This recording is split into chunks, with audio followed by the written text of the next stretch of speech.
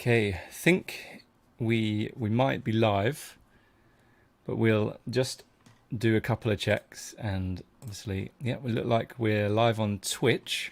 So if you're with us on Twitch, welcome to this, and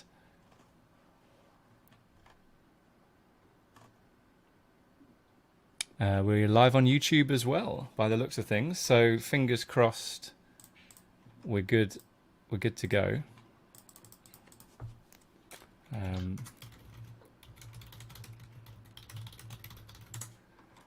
So hello guys and welcome to the stream. Just checking that everything's all set up.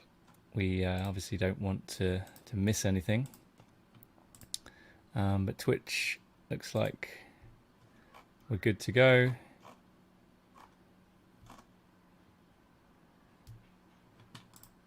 YouTube looks like it's good to go as well.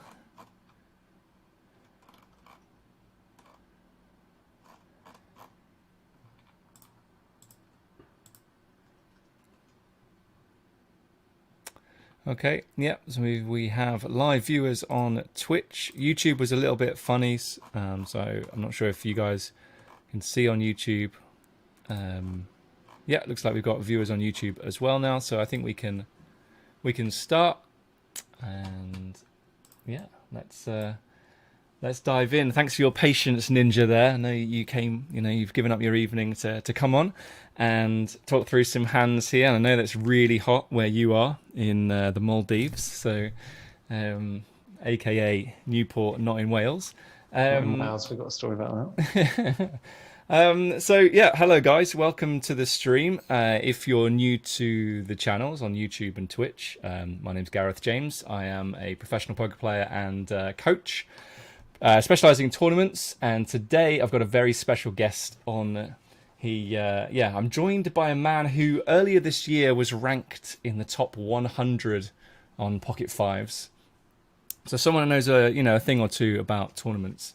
And in the last year, he's finished 4th in Powerfest Phase 5 High Roller for 51k, 2nd in the half price Sunday warm up, so probably doesn't count because it's only half price. But 2nd for 37k, 7th in WCoop 48 1k Super Tuesday Special for 23k, and I think you won the 109 Mini Super Tuesday for 14k as well. But he tells me that none of these accomplishments beat the time he believed that Liv Barry checked him out in a lift in Monte Carlo, was it? It was not Monte Carlo. He is, of course, my good friend and study partner, dawhiteninja. How you doing? Hello, Gareth. Very nice, thank you. Thanks for the introduction. And yeah, good to be here. And yeah, we are sort of halfway through date night. I've got a beer and I've interrupted the missus to spend an hour with you to discuss poker hands, which is much more entertaining. All right, well, hopefully your wife's not watching after you said something like that. So yeah, we're going to go. I've marked some hands. So if you've watched my streams before, I've started streaming every Sunday during the day, so off-peak grind, and this was what happened last Sunday. Was I marked some hands. Some of the viewers had some questions about certain hands, so I thought, okay, well, let's mark these hands and then review them at some point. And so yeah, we're ready to go and review some of these hands. We'll see. Cool. We kind of go for as long as we can, for as long as Ninja is available to not spend the rest of the evening with the wife. Before divorce proceedings come into play. But is it these hands that the viewers wanted or that you wanted, or a bit of both? I would say a bit of both. So what I think is really important when I stream, I always make sure to say, okay, I'm not 100% sure about this hand, so let's mark it, let's review it, and let's learn from it. So kind of a bit of both, and yeah, it'll be interesting to see. And as hands come up, I'll be able to say, oh yeah, so someone had a question about this one. They thought it was not a good spot to raise or not a good spot to call. Let's see what we think. So before we go, I just wanted to make sure that we are that everybody can hear me and also can hear Ninja. Apparently YouTube isn't streaming. YouTube looks like it's streaming to me. I've just gone on the link. Okay. Okay. Let me just message people on YouTube, because there are people in the chat waiting. Apparently, it's not. It's yeah, some sort of problem.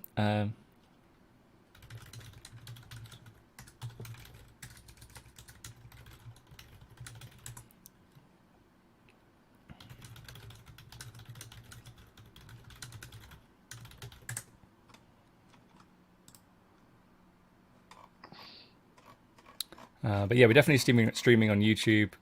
It's all good. Stefan's confirmed in YouTube chat. Yeah, excellent stuff. So yeah, okay, let's not waste any more time. Let's get into it. Okay, so here's the first spot then. You can see my screen all right, Ninja, yeah? Yeah, for sure. Okay, so 14.5 bigs here, pocket eights, min raise here from the hijack. Any argument for just jamming here, or are you happy to min raise? Yeah, I think my standard would be just to open jam, open rip this particular hand. I think nines would be the bottom of my induced range in terms of the pairs, but it's close. Like, it's probably, in a GTO solver world, probably going to be a mix of both min raise and jam. So it's fine. And I think it also depends on the on the stacks, and the players behind is also a key component. Yeah. So would you say, like, if there's everyone has a similar size stack to us, maybe we can raise to induce a little bit more, or the other way around? I would say probably the other way around, but I think more importantly is like the aggression frequencies of the opponents behind. Okay. Like, if they're aggressive, you're probably going to want to open jam this a little bit more, I would say. But the EV between the two is probably going to be marginal. So okay, cool. Kind of negligible. So I'm for the min raise, small line flats, which is somewhat interesting. I think straight off the bat, I'd expect him to be 3-bet jamming a lot of hands here. So yeah, he flats board ace queen 10. I would always say, ordinarily say that this was, a great board for us, given that we have a lot of strong hands, but he could definitely be trapping with a hand like aces. I think hands like queens and tens, ace queen, ace 10 probably just go for a jam. So I still think the board's pretty good for us. He does check. What are your thoughts here? So you think a hand like queen 10, king, like king jack offsuit, king jack suited would just jam? I think king jack suited, probably. Maybe king jack off goes for more of a call. Queen 10 suited, maybe a bit of both. Yeah, obviously it's a bit strange. Like, this to me is like indicative of like ace, and then like for someone that's not so good, I would say some maybe some suited broadways that that probably should be a jam that would call. And I'm sure, again, like in a GTO world, I'm sure like a queen 9 suited here wouldn't be doing any harm at all as a flat. But of course, like when he does flat, like he has very few strong hands compared to us. Like you said, like all the decent aces are in our range, and definitely not in his. There's probably no world that he should be flatting, an ace 10, ace queen, ace king, those type of hands. They're all in our range. And then you've got, the likes of queens and tens, kings, all of these hands that are just, all in. We've got the nuts basically, and he's really struggling. Yeah. So with that said, I would probably go ahead and see bets, somewhere in the region of 30% here. Yeah. So I think, so I mean, the reason why I marked it was because I checked back, because I felt like he had, he's going to flat with some suited aces here. I do think that we have more nuts for sure. I mean, he can flat hands like king jack off, which we just talked about, but we have that as well. We have aces, queens, and tens. We have all the two pairs, and he's going to be lacking in some of those. But it just made me feel like, okay, if we bet flop, are we gonna play aggressively on turn and river to get him to fold a hand like queen 9, king 10, jack 10, something like that further down the line. So yeah, I was a little bit unsure in game, and went for the check. Yeah, I think that the way I'd probably view this is like logically. This is probably going to have to be like a triple, because if you're jamming sevens, which we're probably going to be open jamming sevens, or definitely open jamming sixes, like this, then all the other hands you have a pair, pretty much, right?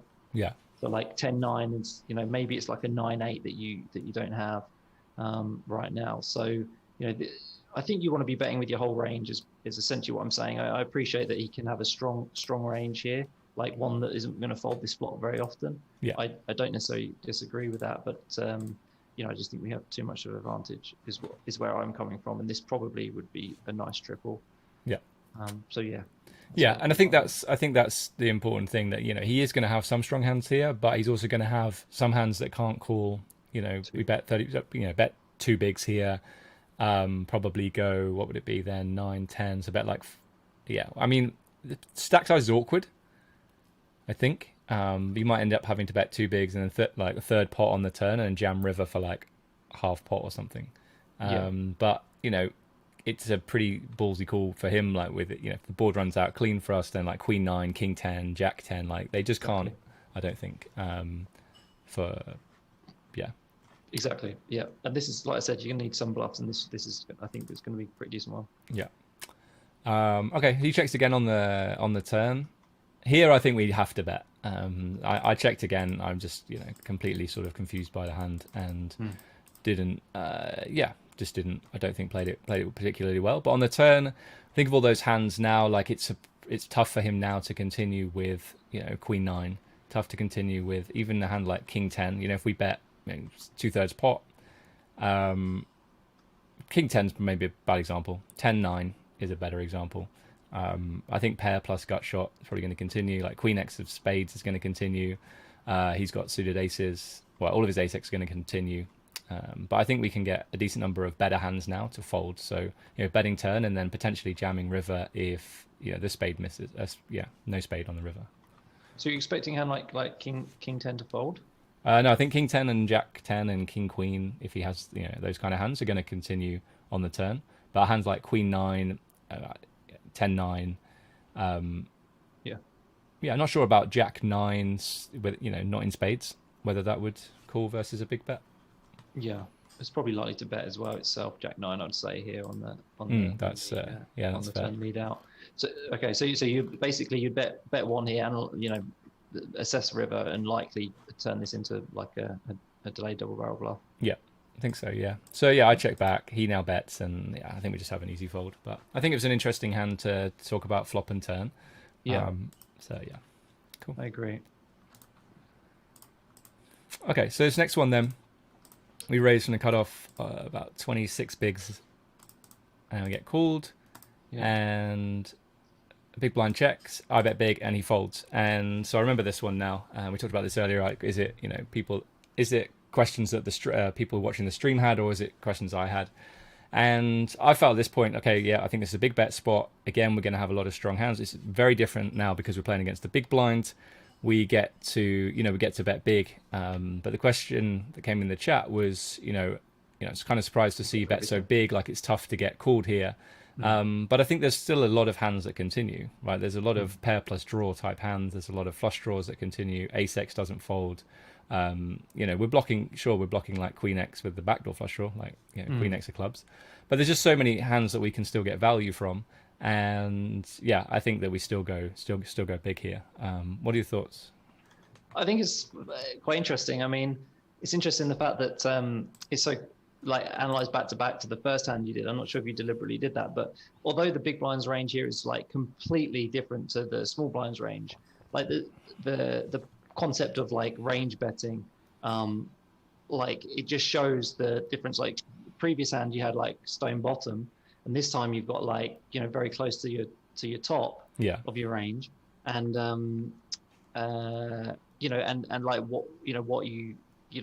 how do you construct your strategy? And like personally here I would just be range betting, and range betting like half pot in general. Now I think that it is definitely possible to start to incorporate like exploits in your sizing strategy if you want to be kind of like exploitative. So like if you had 10-10, like unblocking the ace, unblocking the queen, etc., like betting this size, I'd be all for. with this hand, like you block top pair and the middle pair, like maybe betting small, especially if you ever do get check raised, which is very unlikely due to, again, you having all the nuts and big blind not. You've got the backdoor flush draw as well as, just even more equity. So, extremely, extremely strong hands. So, yeah, I would, as a general rule of thumb here, I'd just bet half pot with my entire range. You just want to start applying on the pressure with, like, if someone's got like 10-7 off here with no heart, like they're in a world of pain. And if you think about how wide your range here is in the cutoff, you're going to be absolutely printing money with a half pot bet here. And again, it comes back to, like, if we had 8-8 here, like, we wouldn't want to be checking. We want to be betting half pot. We can get 10-7 off to fold. It's kind of similar to the previous hand. Yeah. Okay. So I think what you said is all very good. My sizing here is going to allow us to probably bet similar size on the turn to be able to jam the river for a similar size. And I do think, let's say we had 2 bet sizes in this spot. I think this would be the bigger bet size, and it's not that big. Like, it's only like 65% pot.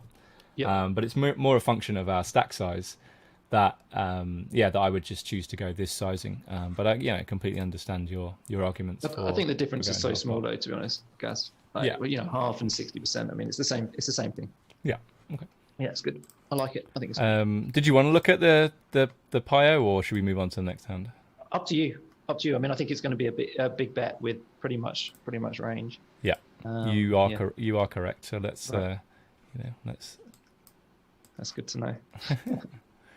Let me just check that this is coming through for our viewers.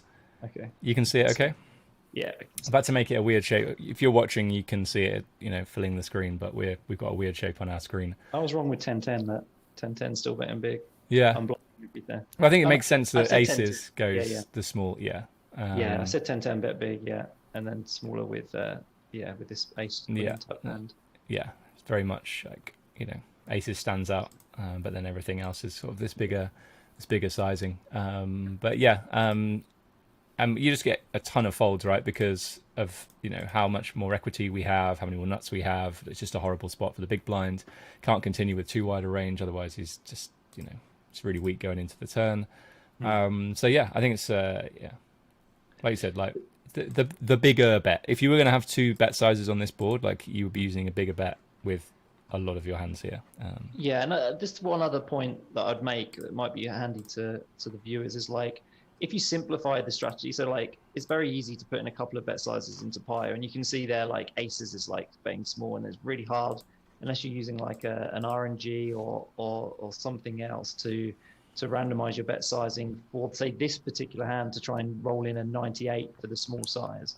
Like, you're and say you do, like, it gets very needlessly very complicated very quickly. So if you just use the single bet size that's kind of like best for your range and stick to that, on the turn you'll know exactly where you are with your range and what good hands you have, what bad hands you have, so you can construct your bluffing and your value bets like accordingly, based on your perception of villains' continuing range. So I think that's something that's really, really important. Don't overcomplicate it, oversimplify it, and it's easier on later streets. Yeah, like it. Developing implementable strategies is very, very important. Right, this next one then, very, very interesting spot.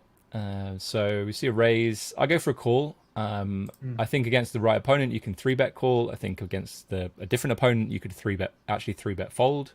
I just went for the call this time. You anything to add to that, or are you happy? No, I'm calling pretty much pure here. Okay, so we check and face a bet, and I just think our hand's too good just to fold. We can definitely, so based on the couple of the boards we've looked at already, we definitely should start folding some Jack X, like weak Jack X without a backdoor flush draw. But this one's just going to be way too good. So we go for a call.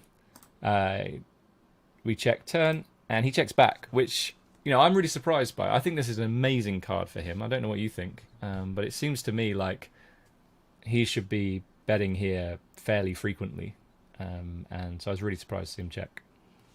Yeah. So X, as you said, excellent card for him. And when opponents often check back a card that's good for them, especially on this extremely dynamic board, it means one of two things. Either they've got the hand locked, which is kind of hard on this board, but he could have it with like a queen 10 of hearts, queen 10 of clubs. Or he'll have a hand that like doesn't want to bet and face the raise, essentially. So that may be a hand like king queen. It may be a hand, it may even be a hand like a weaker ace X here. Yeah. Although I'd expect a lot of the weaker ace X to now bet for value and protection on this particular board and just sight off if he gets jammed on. But yeah, that's how I perceive villains range and most populations range when they do check back this type of turn.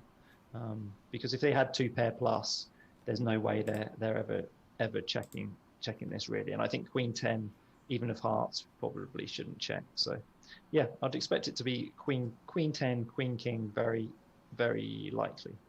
Very heavily. So that was exactly my thoughts. And so on the river, it goes check. So on the river, I thought it would be pretty tough to get value from much. He has a weak ace X that we can get value from. He might have a hand, like you said, like king queen, and then he's going to have some hands that are slightly better, that can raise river. I don't know if he checks back a hand like ace X of clubs. It seems, it's hard to say because he should be betting the turn, I think, with a lot of hands here. So what are your thoughts now on the river? Do we go for a value bet? Do we go for a check? Like, what's the thinking? Well, in our range here, we will have queen 10 sometimes. We'll have clubs.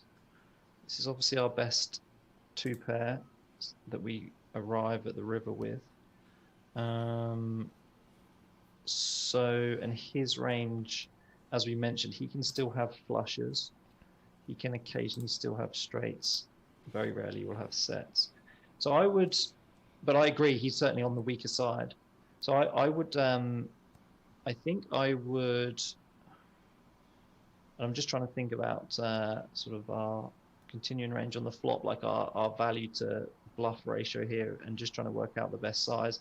I think like exploitably here, I would go for a half pot to like 1/3 sizing. Yeah. Looking to get called by the hands that we expect him to check back a lot, and then of course just always raising to the raise here. If he raises, then his hand is probably extremely face up to like that 9x of clubs. Yeah. That type of hand. Yeah, I think so. Yeah. So I went slightly smaller. I went like quarter pot or maybe even 20% pot. Obviously, the smaller, like if we min bet, we get called by say a jack, right? If we bet a little bit bigger, we might get called by a king, and then even bigger, we get called by the ace X that we were thinking about. So I thought, okay, maybe this can target like lots of those hands, and but there's always this like, are we leveling ourselves now when we believe that we bet this size and then we face a jam? Did we sort of induce this action? Like, would we take this line with strong hands? Now, I think we have straights, we have flushes. Like, I feel like we're fairly well protected, but would we bet that size with those hands? That's the question. Like, why wouldn't we try to get more value with a flush or a straight? I mean, it's a good question, and one that I would approach in the fact that I would definitely, because of the discussion we just had about like his range, I would not be like bombing flushes all the time here. No. Like, just because I don't think he's got a huge amount necessarily. However, as I said, like on the turn, he has a hand that he doesn't want to, bet call off with. And that is often indicative of like, clubs. Yeah. So, or hearts, turned hearts. So yeah, like I think you played it great. I think you should probably just size up a little bit on the river because you want to try and extract some value, perhaps on a bluff catch like king queen or some weirdly played ace X. Yeah. But as it is, I don't think you've got any problems at all. Like you have queen 10, you've got flush, and you've got flushes in your range. Like, and this is so under bluffed. Exactly, yeah. So that's Like that's the big thing I wanted to talk about. It really yeah, is just so not, underbluffed. it's not even close. Like he has to be turning ace of clubs X that he doesn't bet the turn with Yeah, into a bluff. He needs to be turning like 9-10 off with the nine of clubs. He probably doesn't even open pre. You start to think about the hands that he needs, and it's like really hard to even find a single combo that's like a good bluff, and then needs to pull the trigger on it. He just won't have enough. yeah, Especially this person I've never seen before. Like, not even probably thinking like that. If he's got ace of clubs here, he's thinking, well, I blocked the nut flush, so I'll just go ahead and call with my, with my bluff catcher. And versus this size, that's probably even, somewhat fair. yeah. To do. And like, even if we've thought, okay, there's probably one value hand he can have that would take this line that we beat, and that's ace five. I don't think he jams it, right? Do you think he jams? No chance. No, yeah. No. So he just, like, if he does anything, he might make a small raise. But I don't think he rips. I don't think the hand is good enough given what our range looks like here. So yeah, I folded, and we can move on to the next one. Yeah, no, I like how you put it. Okay, so we open ace king off here. Any argument just to jam 15 bigs? No, not from early position. I'd even off 12 big blinds, you should just be adopting like a min raise strategy. 10 big blinds is the threshold really. We just start to jam your range, but you want to be introducing some mixes. It allows you to beep it, more hands basically this way, and especially from early position, like your range is so tight, you're pretty well protected, and you just got all these live ranges behind. Yeah. To get through. So yeah, min raise is great. Okay, so again we face this small blind flat after raising from off 15 bigs. Yeah. So how do you perceive this?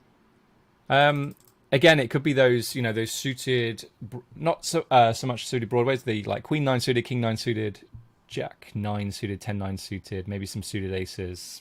I mean, it's not something that maybe I would do, but I think some people see like, oh, it's only 1.5 bigs. We can flat with some of these hands. Board's 10-4-3. He checks, and yeah, the reason why I marked this one. So we talked at the start. So if you just joined the stream, we talked about whether or not these are hands that I marked or whether it was people watching the stream had questions about. So this was definitely one where I felt in game. I felt comfortable bet folding. But the more I look at it, the more I think that actually we need to get it in. So I'll show you what happened. So we bet small, he raises, and I folded. And so on the one hand, it's like, okay, he doesn't find enough bluff raises here. But the kind of bluff raises that he has is going to be hands that actually we're doing reasonably well against. So it might be flush draws, which are all going to be weaker hands than ours right now, without cards to come. So I think we can actually get it in here against that range. Now, if we think that he's very much like 10x heavy, then it could be an argument to fold. And I think we absolutely are folding too much if we bet fold this hand in a GTO world. So the only reason to fold here is if we don't think that he's finding enough bluffs. But actually, on reflection, there aren't too many that he can find, right? That is not sort of natural anyway. So it's not like the big blind is finding, some random offsuit hand with a diamond blocker to check raise here, because the small blind just doesn't have those hands. So it's literally like, it's hands that we're doing reasonably well against. So I actually think getting it in here is pretty good. I think having the king of diamonds is better than having the ace of diamonds, because gives him, there are more ace x of diamonds hands, I think, that he can raise and then call off here. But anyway, that's my thoughts. It's a weird spot, that's for sure. When I'm the same with you, do you think this guy jack raises jack 10 here, queen 10? That's a really good question, because I mean, you expect him to, with shallow stacks, not just go for a check call with those strong but vulnerable hands. But if he doesn't, then I mean, obviously that's going to weaken his value range, right? Yeah. So then, go ahead. Yeah, no, exactly. He has like 3-3, 4-4, ace 5 of diamonds, maybe ace 2 of diamonds, and then whatever 10x he decides to check raise. Expecting probably, but new blocks and he's only got a few. He doesn't flat king 10 off, like you'd probably expect. So then, that cuts down the amount dramatically. Obviously the big question mark here is because you've got the king of diamonds, like it's that lovely bit of, equity, backdoor straight, backdoor flush, couple of beautiful overs. Yeah. Like, yeah, I'm not you need 22% equity to continue. I'm not sure you've got it.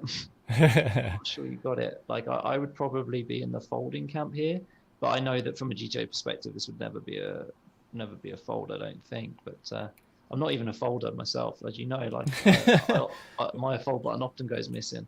I think I think it's very close, and I think that often, depending what tournament you're in here, again, I think I noticed the big blind as a regular, but the other guys not so much. Anyway, they don't stand out as like excellent players. And when you've just got a decent edge, this is very marginal either way. I think often just mucking is the best way. Okay. Yeah. Let's just pull in the Pio, because I just wanted to make some points here about yeah, I'll just make some points once we've got it in. So the thing I was saying is that because of the way that his range looks, it's not a lot of like blocker type raises, which you might find more from the big blind. A lot of his raise obviously is going to be some 10x, which we just talked about. But a lot of these raises here is going to be hands like a7 of diamonds, a6 of diamonds, ace5 of diamonds, as you can see. Ace4 of diamonds goes for a call. And then some diamonds down here as well, diamonds. So, that's not unrealistic. If we're trying to give him some bluffs here, it's not unrealistic to give him those hands. But then we go deeper into this, and then we go, okay, hang on a minute. So here's some offsuit hands with blockers, queen jack off with the queen of diamonds. Is that happening? Probably not. And then, we have the king of diamonds, so we block some of these hands. But there actually are some offsuit stuff, or there is some offsuit stuff in here. So actually, this is why I think that actually we should be thinking about continuing here, and actually continuing more against the small blind than against the big blind, who is going to find fewer bluffs than Pio. Whereas in the small blind, it's a smaller range to choose from in the first place. Yeah, I think the problem you've got is that big blind has got a few more natural bluffs. Like they have like a lot of the diamonds. They have a lot of things connected around the. Yeah, that's very true. Already. Actually, yeah. Whereas this, even I, I was like queen jack off with a diamond is like, it's hard to find that. Like I wouldn't have check raised that from the small blind. I would have check raised like a hand like 6-7 here. Yeah. Which is clearly just a pure call. But look at 5-5, with the raising. That's not happening. 2-2 with the raising. That's not happening. Ace-4. I guess that's ace-4 with the diamonds, right? It's actually not. No, it's hearts and spades. But yeah, that's not happening for sure. Never happening. A little bit of protection. So if you get rid of all, like ace-6 has half of those combos, so some of those can't be all diamonds. Yeah. Like this is just that's not happening. No, for sure. It's hard to find it. Unless you're playing against a Brazilian like who's going nuts. It's probably not happening. So like if you wiped away all of these check raises, all of a sudden you're left with a very value heavy range, or a range that's very high in equity, even versus ace king with a king of diamonds. So yeah, I think that this kind of backs up what my inclination was just to let it go. Of course, if you're playing against this, then you can't fold. No, absolutely, yeah. And sorry, I just saw something in the chat. Just with Clint Richardson just saying about pre-flop, about doesn't hate jamming with ace king. Like I think this is a misconception because because it misses the flop so much of the time. If you think about when you jam 15 bigs under the gun, Clint, like everyone behind, like it's quite plays almost perfectly. Like it's quite hard to make a decent sized mistake when someone jams 15 big blinds.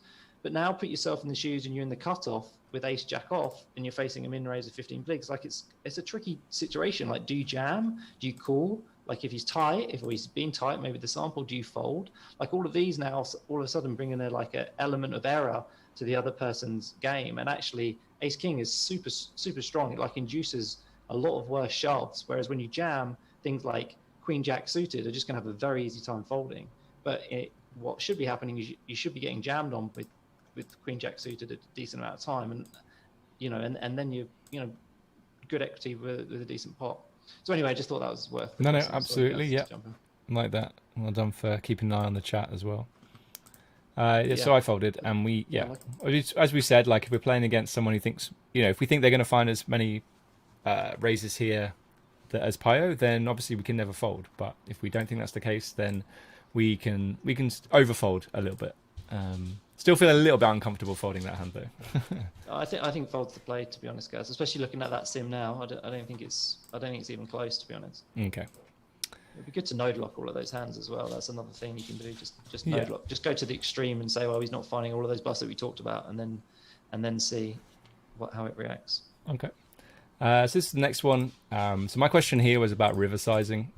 So we defend pre, and it checks through. Let's go to the turn actually, because I check turn and he checks back. I think there's an argument for leading turn here, and then on river I go for pot and he folds, and I think this is a good example of like being unsure about what the river strategy looks like, what the size looks like if you are supposed to bluff. So that's something that we can dive into Pio now and find out. And it's also a really good example of like not just going, oh, we won the hand, like that must mean that it's right. And so I think that I just really want to sort of stress that to anyone watching. This might be a terrible bluff, and we want to work out if it is. And just because we won doesn't mean that it's good. So let's go back to the turn. Any thoughts on the turn? Should we be leading? Yeah, I mean betting turn. Yeah, it's somewhat complex. I mean, it involves like having to do the work in terms of like how people play their ranges. You would expect people to see bet their flush draws almost purely here, and in fact, this is going to be like a decently high frequency c bet from in position you'd expect on this board. So as soon as they check in a Pio world, Pio is not comfortable because the imposition still has good nut advantage, good range advantage, good equity. So it doesn't like to put money in the pot. But if you actually delve into it a little further and input the strategies that most people are doing here on the flop, on this type of board, it's often the green light for putting them to the test. And of course, that's not always true. Sometimes you run into it with a trap, with a trap on this board, like queen, 5-5-9-9. That none of these hands are trapping. So yeah, I personally on this turn, obviously it would help if we had a diamond, and and then we go into that. We've got quite a wide range here in the big blind. We have lots of offsuit with a single diamond. They make beautiful turn bets here. But with the open ender here, I would be very inclined to start putting some pressure on. Generally. Normally like a 9x type range or a 6-6, 7-7, 8-8 type range that you'd typically expect to see a lot of people check back here, maybe even an ace king. Mm-hmm. And what sort of size are you going, like close to pot? Yeah, I'm bombing here because on this particular board, as I've mentioned, like they still have a lot of good hands, and we still have a lot of poor hands, especially relative to the size of our range. So we have to use like a polarized bet, like we're saying when we bet, we're saying we have a good hand. Like, it's not like we can bet our range here. It's not like it's like a 3, 4, 5, 6 board where it's like very much in our favor. It's in the favors in position. So when we bet less frequently, our size goes up. So yeah, I would be hammering it at least 70% here. Okay. Yeah. And then after checking turn, do you like river bluff? Do you think? Yeah, what are your thoughts? I think it's tricky. Here? Yeah, I think it's tricky. It's hard because I think that what you're targeting with this bet, you're targeting 6s, 7s, and 8s, which I think is fair. I think 9 never folds. I sort of weight him heavily towards a 9 here, just by sort of population.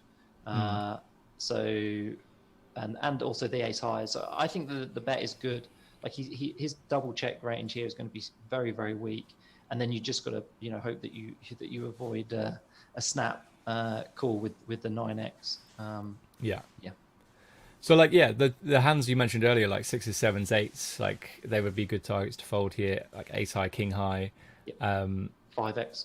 like 5-4, Yeah. or any five. Yeah, and obviously the bigger we go, the more money he has to put in with a bluff catcher as in this spot. Yeah, so I guess it's just choosing the size that's going to get the majority of those hands we just talked about to fold. I mean, I think that there's a chance a 5x hand calls more than like 6s through 8s, although 8 blocks 10-8 maybe.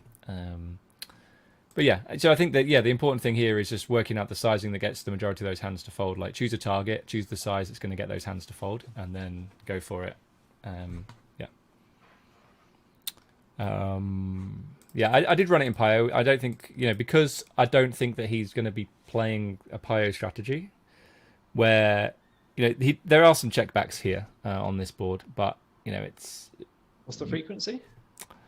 Let's have a look at it. 30% or 20%, something like that. 30%. Yeah. I can pull it in just to have a look at.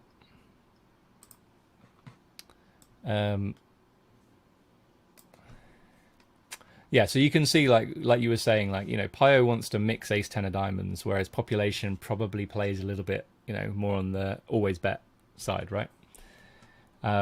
So he doesn't have as many flushes after checking back flop, I would say, as Pio does here. Let's just 1 second.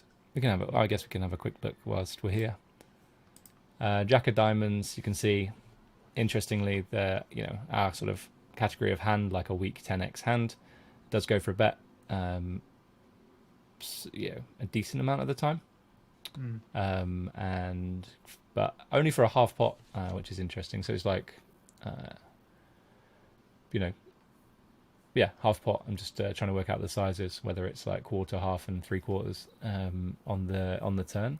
So yeah, going for half pot. Looking at this range, if it's a really balanced check back range on the flop, then you're going to get a decent number of these hands now to fold, and maybe more of these hands than Pio. Some 9x starts folding, for example, in this spot. But we checked, and then there was a 9 of clubs. And we still have some of our hand to bet here. But again, it's just going for that half pot size. And I guess now we get some ace highs to fold. We get some 10s. We talked about 8, 7, 6s, targeting them. I think they'll probably fold more frequently than Pio. And some 5x as well. Although, not too much 5x in this. 7, 5, king 5. Let's see, jack 5. Is a decent call here. Yeah. It's just that flop strategy. I think it falls down. Exactly. Checking back, like you said, those stronger hands. So it's those higher equity hands. Yeah. So what we're saying is that his checking range is just too far on the weaker side. Because obviously Pio's checking range is going to be somewhat balanced, right? On this board, I think it's key. This board, yeah. Whereas population probably bets more of the drawy type hands, so that on the diamond turn he's going to struggle versus bigger bets, on turns and rivers. Exactly. Okay. But that's not a green light for every board that's check back to smash. So again, study required. Yeah.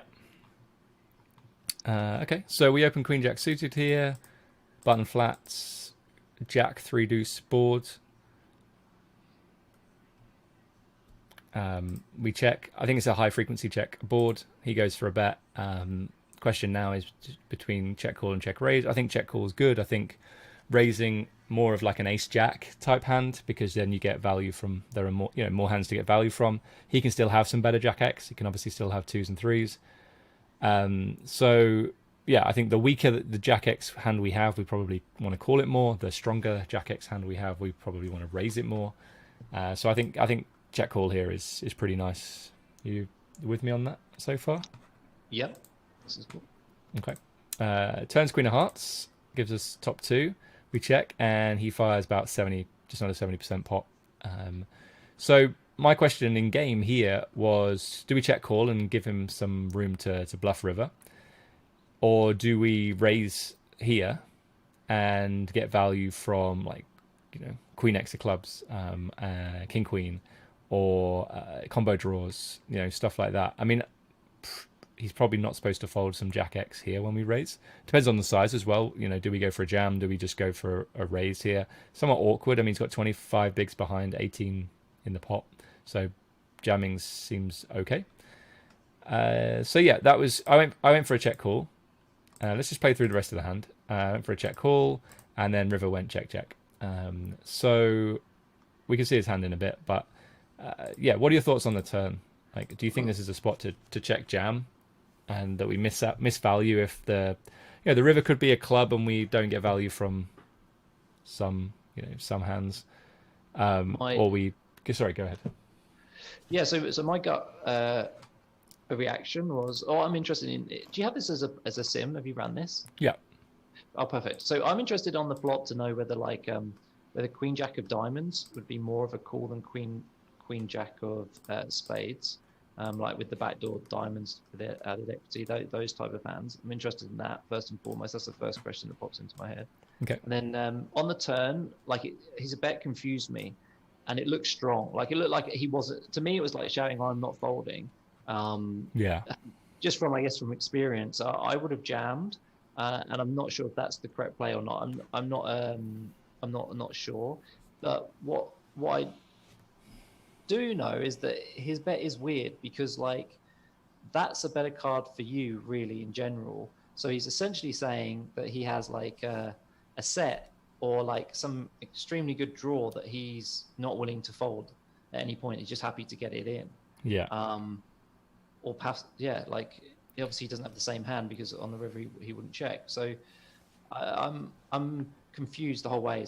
So yeah, that's what I was thinking. I'm sure in a GTO world, again, we come to this bloody discussion again. Yeah. I'm sure check call is also very viable, but that's because of the way that Pi constructed a very good, obviously perfect turn strategy for imposition here. Yeah. So having some strong hands in your range to check call is good. Yeah, I think that's really good.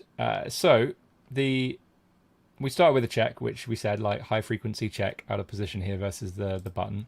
I think the clue here is in the types of hands that he's choosing to bet. So you can see a lot of Queen X hands actually going for a bet here. Ace Queen, King Queen suited, not just of clubs and diamonds.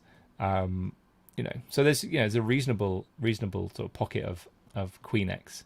Queen Jack, to answer your question about Queen Jack of diamonds, just prefers calling that over the others, but I would just pure call, I think, all of these. But is it more applicable? Sorry, if you go to King Jack, just one notch up, yeah, you can see there that's just more of a check call than the others are check raising. He says more, and then if you go to Ace Jack, is that the same? Yeah, not quite as much. Ace Jack is just happy to pure value it, but yeah. King Jack is a good example. Mm-hmm. Yeah, I was just interested to know out of position. That's good. So the thing I was saying earlier, that you can see a lot more of this pink color, which is raising. For anyone that's not familiar with Pio, this pink color is lots of raising with Ace Jack, and as you can see, you raise less frequently the weaker the Jack X, and obviously then Jack 10 just likes to throw a curveball out there and add a little bit more raising. But generally speaking, you can see there's a clear drop off in raises, right? You can see Ace Jack wants to raise the most, then King Jack, and then it goes down at Queen Jack, and suddenly Jack 10 goes back up.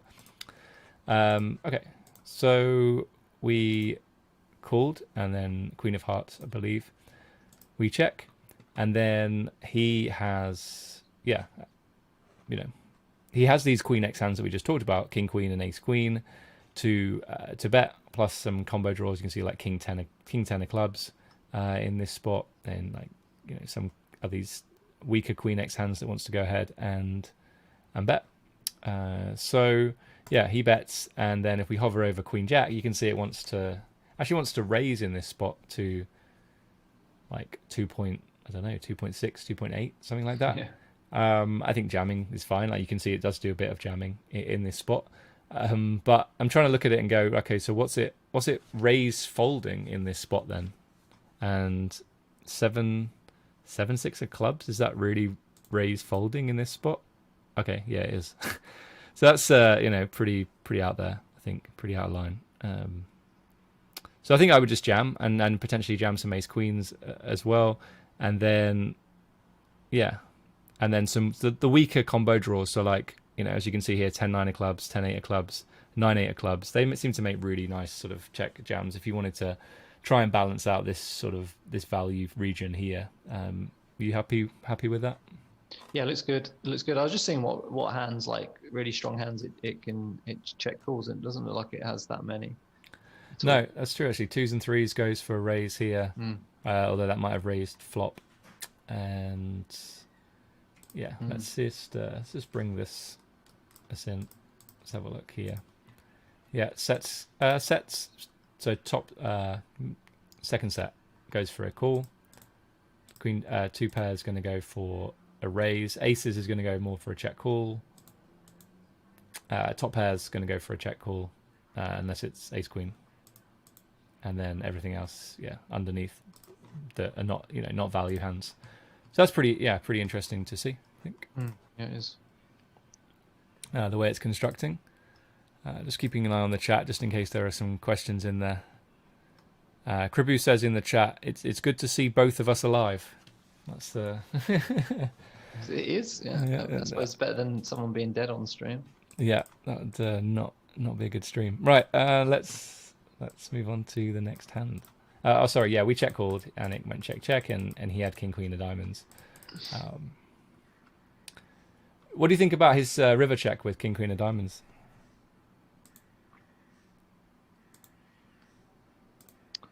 I think it's good. Yeah. Not sure what value he gets. He's got a lot of strong hands. He's got some 2 pairs, and he's got 9-10 of clubs, and he's got sets. So yeah, and I'm not sure what we would check call that's worse than king queen. Like, we're not calling queen 9 of clubs probably to a triple. So yeah, I like it. Yeah, that's because in a GTO world we're supposed to call all of our queen X here, right? So but it's interesting that Pio, he's not supposed to bet the. Let me just make sure you guys can see this. He's not supposed to bet king queen on the river. We are going to have some stronger hands here. We do have like ace king of clubs, for example, as you can see in there. Little bits of ace king off, and we have like king queen the same hand. Like, he doesn't obviously get value from those hands. We still have our queen, a little bit of queen jack. We still have our set. We talked about this set of jacks. But then a lot of these weaker hands, I think we would probably fold in this spot. So if Pio's not able to value bet king queen on the river, then I think you definitely don't want to value bet king queen, because if we start folding all of these hands, then all of a sudden value betting king queen is even worse. Like, the EV of checking is going to far outperform the EV of betting in that spot. Yeah. But yeah, we are supposed to call it off with the queen X hands here. If we have a quick look at what he's supposed to bluff. Playing MTTs too long. People don't bluff. People barrel bluff. King 5 of spades and king 5 of hearts, obviously. That's a very common bluff in this spot. Ace 4. That's not unreasonable. It's fair. Yeah, it's fair, that. Ace 6 though. It's pushing it. Yeah. Don't see that very often. Some low pairs, pocket 4s, just going for it. Yeah. It's like, right, let's go. So yeah, we're I can think folding some of those queen X would be pretty good. Yeah, it makes sense. Yeah, I think some of those are reasonable, and then the suited kings are not. Yeah. Okay. So I know that you, obviously, if you missed the start of the stream, Ninja has taken an hour out of his date night tonight to join us. So I know that you might be short of time, Ninja. Can we have a? You can do a couple more hands. It's cool. I'm enjoying it. It's fun. Let's good as well. Yeah, it's good. I haven't seen any of these hands. It's nice that you still got it. Yeah, still got it. Yeah. You hadn't had any recent scores, so I've noticed you've been quite quiet on social media. Well, back in the day, I used to tweet successes, but I don't know. People don't really care about your losses, so I'm not really too fussed about showing my wins. And also like it's like a personal growth thing. Like I used to find it like gratifying that people would like when I had a big score. Like rewarding above and beyond like myself, like external recognition, external validation. But now that isn't so much part of my psyche, and I do very little boasting about scores as such. But yeah, last night I won the. Yeah, don't be shy. As you asked, last night I won the Bounty Builder 33. So that was fun, and came in that final table was quite a significant chip leader, and that was an interesting final table. I think I had like a 92% steal percentage, and then on Sunday I finished fourth in the GG Masters for 30 grand. So yeah, it's been a decent week. Couple of small scores then, a couple of bankroll builders. Yeah, the Bounty Builder last night was about 7.5, and then I cashed in the 1K WSOP ring event as well. I finished about 80th for 3K or something, which was a shame because I really want to fucking run in a bracelet event. Yeah. Really want one. But it's a bit stupid because what really is a bracelet at the end of the day? It's just a bit of fucking metal. It doesn't mean too much. But the brand is something. So yeah, for sure. It's good fun. And I still have I want a poker trophy right here. And I still haven't been able to. The trophy cabinet is as bare as Tottenham's, so you need to. I can't get through a stream without mentioning Arsenal won the FA Cup last week. Did they? Oh, that was very good. No, I think it's really interesting talking about social media. Obviously, we're here to review hands today, but part of developing as a tournament poker player is recognizing what's important to you now. Is recognition important? Is it who are you doing this for? And we both read Ego is the Enemy, and I think that's it's a very good book to read if you maybe you rely too much on posting to social media and for that sort of external gratification or whatever, if that's the right word. So yeah, I think it's really interesting to hear you talk about that, and definitely something for our viewers to think about. I think like for someone like yourself who's running a business, with your students, I think that it's absolutely 100%. I don't judge anyone who does it, and I think that if you're a business and you're trying to build a brand, or you're a person, you're an individual and you're trying to build a brand in poker, and I think it's a fantastic way to do it. I think people look at those results and think, success, fantastic. That's what they dream of. That's what they're working so hard towards, and that's what we all are, for sure. But a lot of it, like, only at the start, at the end of the series, what was it? The Stadium? No, not the Stadium series. The Scoop. Scoop. Yeah. Like I tweeted like, I tweeted about a big downswing that I've been on, and just to balance it out, like, because that doesn't often get mentioned so much. And I just thought, what I think is important that perhaps people hear that it's not all roses. And you hear me winning 40 grand this week, and that's probably a year's salary for especially net. We're lucky in the UK we don't pay tax. It's like a year's salary for a lot of people, but actually I'm not even out of the hole yet. I was at, down 60, 70K or whatever. So, and it's all just part of the learning and growth experience of being a poker player. I've moved up pretty quickly. 2 years ago, my average buy-in was like $15, $20, and now it's like $120. I'm playing 5Ks and 1Ks, and it's crazy. So these swings are, to be expected. It doesn't make it any easier. It's really fucking hard. And yeah, I bet. And I'm just trying to deal with that. And the way that I deal with that is I don't publicly celebrate success. I do, in my family, in my immediate family, and occasionally between friends. But you're in my close group of poker friends, and on Sunday I didn't mention to you about winning 30 grand, And none of the other boys know about that. Maybe if they watch this, or when they watch this, they'll know. But They do now. yeah, but you know, like you don't want to hear every Sunday when I'm losing 2-3K. So I just kind of had the attitude that, you know, why do you want to hear about a 30K win? Anyway, it's probably a flaw and whatnot. But No, I think it's good, and it's the whole like getting it quietly thing. I think it's the way to go, and yeah, that's it is interesting what you said about, like, you know, building a brand and stuff, because I've had the same sort of idea, but being caught between the two, right? Because I want to sort of share, oh, look at this success, but actually for me, it's more important for my student success. Look at this is how my students are doing, because when you're looking to invest in a coach, do you want them to be the best player in the world, or do you want them to make you one of the best players in the world? Like, and I think that's a, you know, big difference. And, you know, we always have this like debate, like, you know, the best players aren't going to make the best coaches, and sometimes the best coaches aren't the best players, right? That's going to happen. It happens in sport as well. So yeah, I think you know, obviously it comes down to personal preference, like what you're looking for in a coach. If you want to, you know, invest in someone that's, you know, crushing really high stakes and stuff, then great. If you want someone that's going to you know, help you crush low and mid stakes, then you go elsewhere, or you come here, obviously, to MTT Poker School. Obviously I'd recommend going to you as well. I think you've helped my game, you know, tremendously, for sure. Oh, I appreciate that. Okay, so this is the next spot then.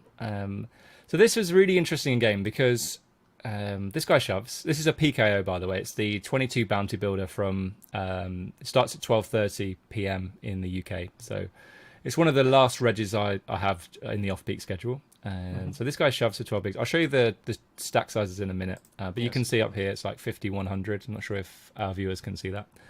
And then this guy rejams for 28 bigs, and we have a decision with King 7 off. And on the stream, I said, I think this is really close. I think this is a call. I think this is like, we should be calling a ton of hands here. And the reason why is if we go to show chips in chips rather than big blinds, this guy's shoving like a 20% of a starting stack. This guy's got like about half a starting stack. They both had starting bounties, but it's actually not a lot for us to call. And yeah, so my intuition in this spot, because, you know, PKOs are a completely different beast. You've done a ton of work, Ninja, on PKOs, I know. And I think the more spots you run, the better your intuition becomes, like anything within poker. But my intuition in this hand, like I don't have HRC in my brain, in my mind, but my intuition in this spot was, I think this is a call based on, you know, the calcs and the sims I've done before. So I thought it'd be an interesting one to run and show our viewers to see, because some of you might be looking at this and thinking, what on earth? Like, that's never a call. And maybe it isn't. Like, you know, I think it would be good to run. Do you have any thoughts to add to my ramble there? I think it's a good ramble. Loads of thoughts. Like, I've spent the last year just grinding Picos, you know, more hours than I cared to think. And there's so much that you need to think of. Like, every spot is very different. Like, how Blade Runner here, you know, reacts is like, it's very hard to know. Like, if he knows what he should know and playing correctly, then like King 7 here is very likely going to be a call. Then you start to think about that it's the bounty 22, bounty builder 22, and it's like, you know, so there's no re-entry, and you're getting in 27 big blinds. But just to push back on that, it is a Sunday, so okay, there are re-entries, but I don't like to re-enter like too far into PKOs. No, I think that's really valid as well. But I think that in this spot there is some not everyone has the same mindset. So yeah, you do have to think about that with this guy shoving half the starting stack as well, knowing that he can rebuy. And if you lose, you've still got 1.5 starting stacks. So what was I going to say? The essentially you're right. Like, but when you're 7, 8, 12 tabling, 15 tabling on a Sunday, and you see 12 big blind jam like you had before, 12 big blind and then 27 big blind on the button, like, it's very easy just to click fold here, and that would be a mistake. Like, this is definitely something, this hand is definitely one to consider calling here, and I think so many people would miss this spot, and it's a decent amount of money. It's like half the buy-in, right? Yeah, exactly. Yeah. Okay, so let's run the spot, and we can walk the viewers through. If you want more info on this, you want to see how to run PKO spots in more detail, I have got a video for that. So just go onto the YouTube channel and search for how to run these bounty spots in HRC. But we pasted the hand in here. I'm hoping you guys can see this okay. And there's important things here. So it's quite early on in the tournament, 5100 blind level. So what I've done here is I've just put in the regular prize pool, which is basically half of the prize pool. So you have regular prize pool and you have the bounty prize pool. We've just put the regular prize pool in here. And we also need to make sure that we put the right number of chips in. Now, there were 2,470 entries in this tournament. So let's just make sure that this number is correct. 12.35 million. That's the same number as is in there. And then we make sure we're on PKO bounty mode. We're 50% because we, percent, you can see there, just if we hover over it, percentage of bounties that's paid out immediately upon elimination. And then we want to choose this equity model, which is going to allow us to do, several players left, not just on a final table. Okay, so click next. Just one thing about this hand is to make it even better. If you do have the payouts, then fantastic. It's going to give you, I would say, a better result. And I would also say that taking a screenshot at the time of the hand is going to be good for knowing exactly how many players are left and stuff like that. So in this example, we don't have that information, but HRC has taken a rough estimate based on the number of the average chip stack on our table and mapped it across the remaining, the total number of chips, and then give you an approximate answer as to how many players are left. You want to add anything to that, Ninja? No, that's it. I think it's just really important. I think that when late reg ends, it's important to get the prize pool because then ICM starts to have some effect. Yeah. Pre-reg, it's kind of negligible. Okay. It's just the one thing I would say is just important, like pre-close of reg, is that you make sure the guarantees hit. Because if you don't, then that will skew how the HRC works out the value of the bounty. So the best way to kind of do it like something on party where they occasionally run close to guarantees, like is just to do the number of players times half the buy-in, which will give you your regular prize pool, and put that in. So the number of players entered and sort of ignoring what's in the lobby. So I'm just making sure that's right. Otherwise, the correct it will incorrectly assume the value of the bounty. Yeah.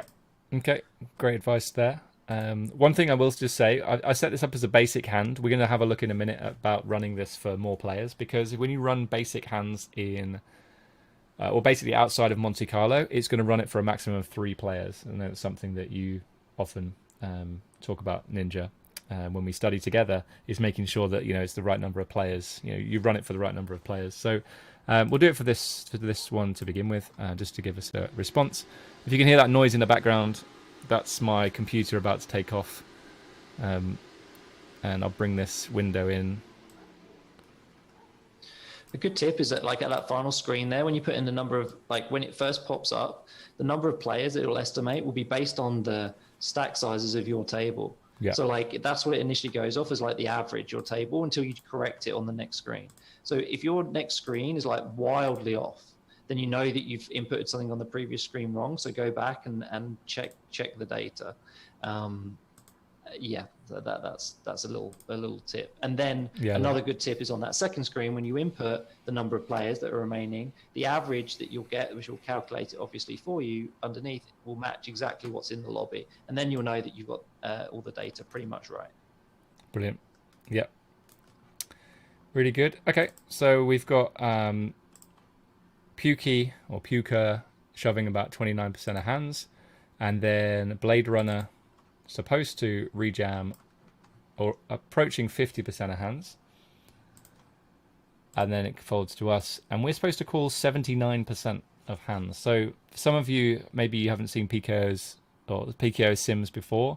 Yeah, this is not uncommon in this spot, and you can see King 7 off is a call. I'd be pretty happy to make this call. Are you do you want to talk about thresholds, Ninja, or are you happy to make the call? No, here? that seems it seems to be printing. That's a lot more than I was expecting, if I'm honest. Okay. Yeah. So let's just really quickly do the same sim, but with this basic Monte Carlo hand instead. And the key thing here is selecting the right number of players. So 1, 2, 3, 4, 5. There are 6 players. Now this we might not do this because it might take a bit of time, but we'll show you the method. So do a max number of players of 6. Everything else stays the same. In fact, I'm just going to copy the hand again because sometimes the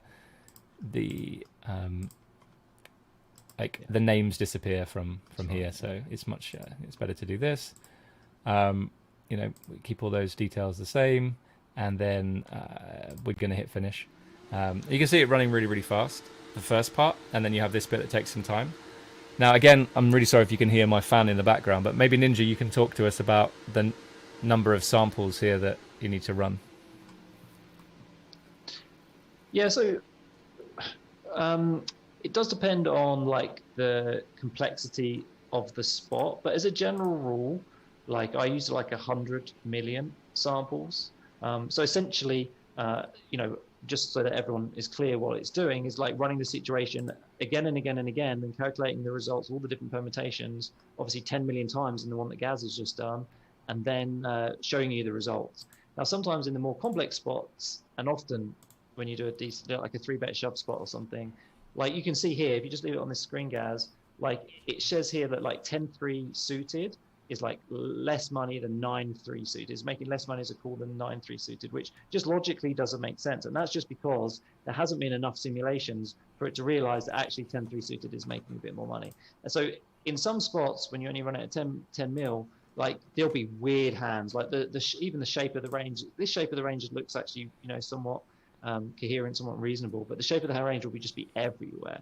Like random hands, and then you haven't given it enough samples. Then you have to hit that play button there at the top and then drag that bar across to at least 100. I often run it for 200 million. Yes, it takes a bit more time, and it's the same with the number of players with Monte Carlo.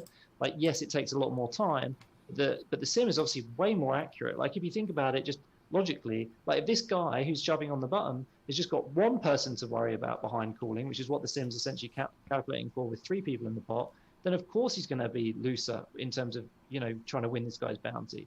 If all of a sudden the guy on the button's got to worry about the small blind and the big blind, which is reality of the situation, it's going to essentially be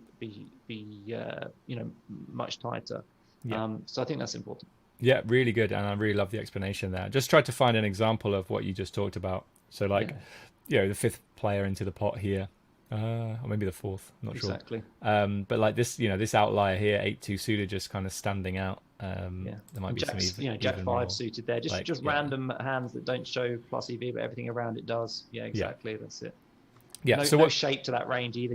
No logic basically. Almost like a Vanessa Selps, 5-bet jam range.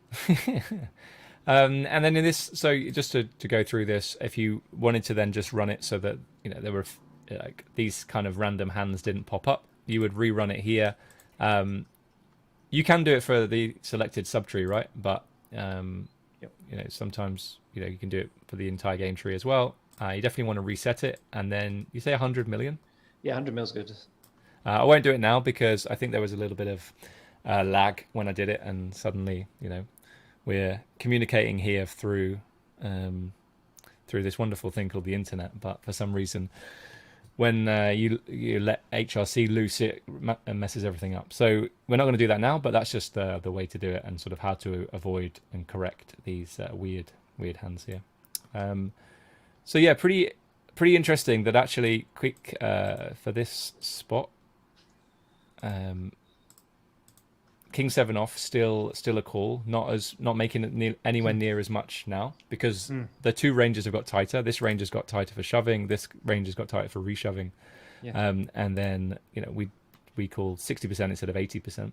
Yeah. Big difference, isn't it? Yeah, huge difference. And I think that I mean, we could be here all night talking about what HRC is good for and what it's not, but misuse of the software is going to lead to like the wrong answer, right? And that includes spots where you think that you can allow flat calls within the sim, and it's going to give you a decent flatting range in the big blind or a decent flatting range on the button, and that's just not the case. Like HRC cannot do that. So just sort of avoid those if you can. Avoid it's a spot where it's not even clear that it's like human error, right? It's just that the software is lacking in that fundamental sort of part of the game, which is equity realization. But in this example as well, like as you said, like the button's only got the us to worry about, or one player, because if the small blind jams, then we fold we fold everything, and that's just not reflective of how the game works, especially in bounties, where you can often see like 3 or 4 5-way pots, when a couple of short stacks have gone all in. So hopefully you guys understood all of that and got a lot of value from that. I did fold, and I was very disappointed because hashtag results, this guy had king 3 suited, so he would have eliminated him. But we're not here for hashtag results. I think that would be a good spot to end it there, Ninja. I really appreciate you coming on and giving up time from your date night. And so if you could thank your wife more than anyone, so yeah, just thank her for letting you come on. But no, thanks to you for coming on. It's been great. Hopefully you can have fun, and you will join us again for one of these. Yeah, anytime, anytime I'm got a day off, night off, or whatever, then yeah, really happy to. I got a lot out of it too. It's good to see these, to see these spots, and yeah, especially as you run sort of the sims and stuff. I think, next time maybe we could do a bit of node locking or something as well. To what we were saying about what we see versus population and how that actually changes, versus the default strategy. Yeah, definitely. Yeah, it's good stuff. Yeah, I liked it. Great stuff. All right, guys. Well, we're gonna wrap things up there. So once again, thanks to Ninja. If you haven't done so already and you're watching on Twitch, hit that follow button. If you're watching on YouTube, hit the subscribe button, hit the like button. And I'm going to be back on Sunday with some more live tournament streaming. So make sure you tune in there. That's going to be 10 a.m. on Sunday. And so I'll see you then. Take care, guys. Cheers. Bye-bye.